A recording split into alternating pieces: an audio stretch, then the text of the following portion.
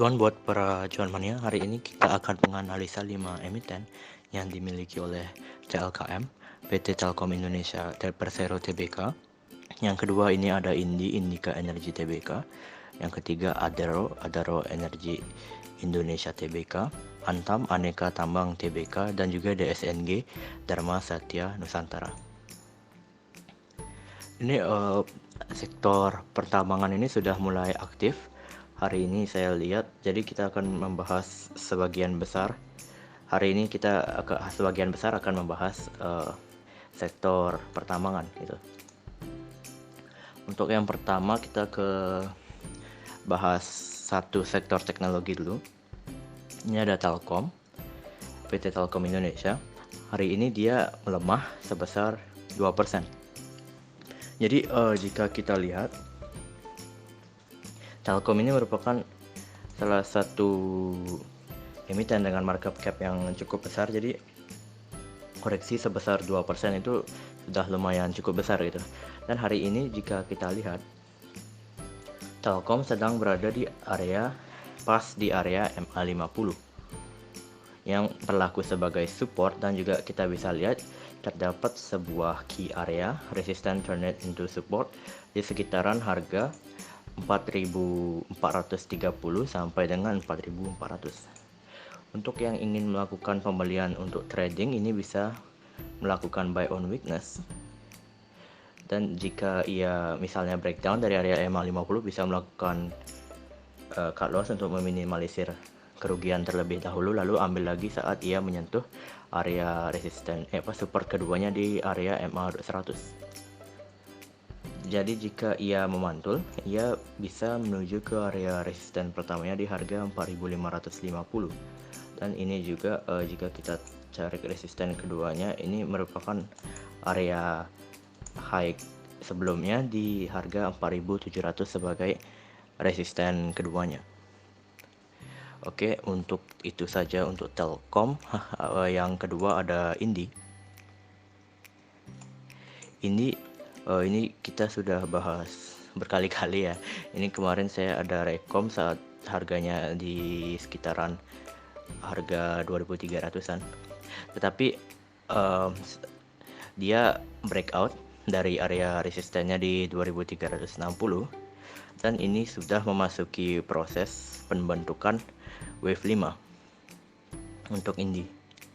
Jadi kemarin hari ini sektor pertambangan ini hari ini dan kemarin ini sudah mulai ada reaksi dan momentum yang cukup tinggi yang bisa kita manfaatkan. Jadi kita lihat Ini sudah mengalami kenaikan sebesar 13-12%.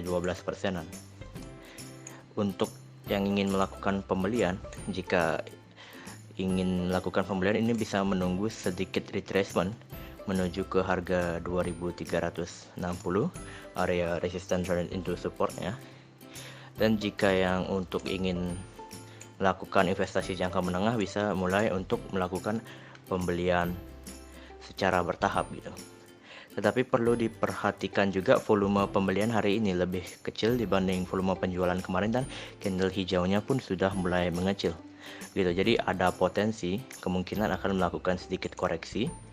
Kita bisa lihat juga di area time frame yang lebih kecil, ini terlihat Ini sedang membentuk sebuah pattern falling wedge yang bisa dikatakan merupakan tanda-tanda bahwa uptrend dalam jangka pendeknya ini sudah agak mulai melemah. Jadi jika ia breakdown, dia bisa saja menuju ke area 2.360, dan ini juga akan nanti bertemu dengan MA200 dalam time frame 1 hour ya. Perlu diperhatikan juga jika kita tarik trendline ke area ini bisa juga kita dapatkan nanti bisa saja harga akan bertemu dengan resistance turn into support trendline dan juga MA200 yang merupakan area yang sangat bagus untuk melakukan pembelian.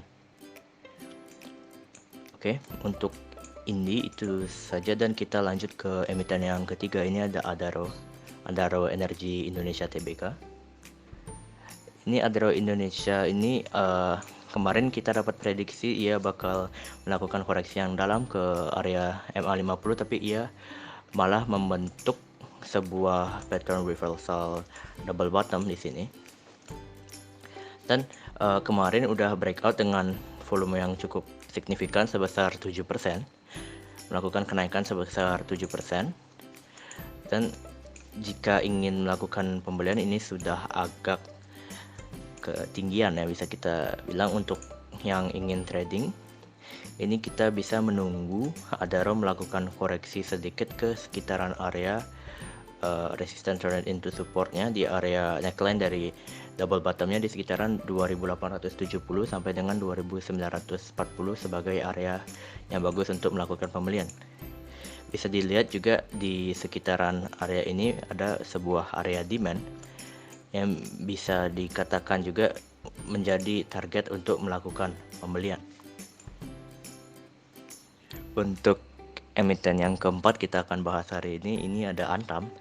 Antam hari ini melakukan pelemahan sebesar 0,75%, dan jika kita lihat ia masih tertahan di sekitaran area resisten dari pattern ascending triangle.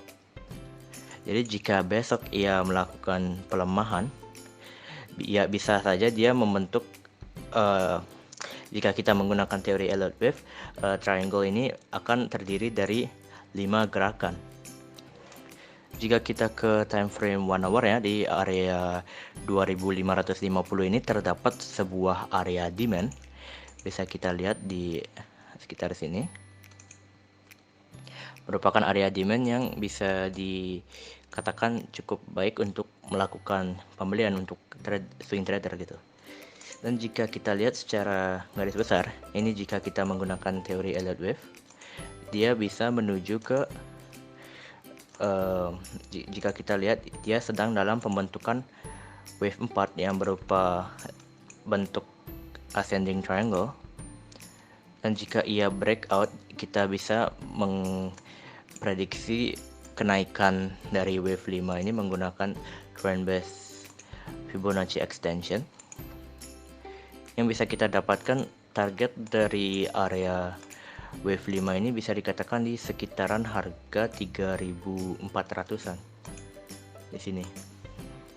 Tapi sebelum itu, sebelum kita jauh-jauh mikirnya, ini kita bisa lihat jika ia breakout dari area ascending triangle-nya ini, dia bisa menutup gapnya di harga 2830. Dan jika kita tarik menggunakan teori price action,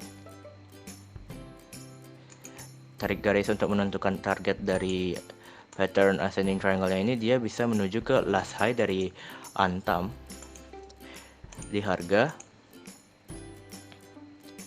3170 sebagai resisten keduanya gitu.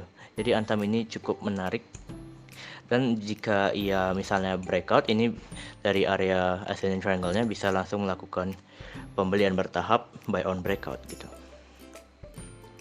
Untuk emiten terakhir yang kita akan bahas hari ini dari sektor CPO, ada DSNG, Dharma Satya Nusantara.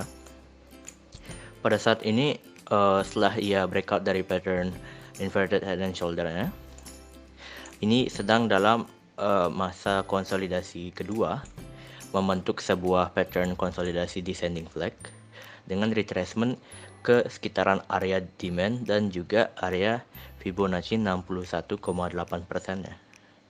Terlihat juga area Fibonacci 61,8%-nya ini sudah diuji sebanyak,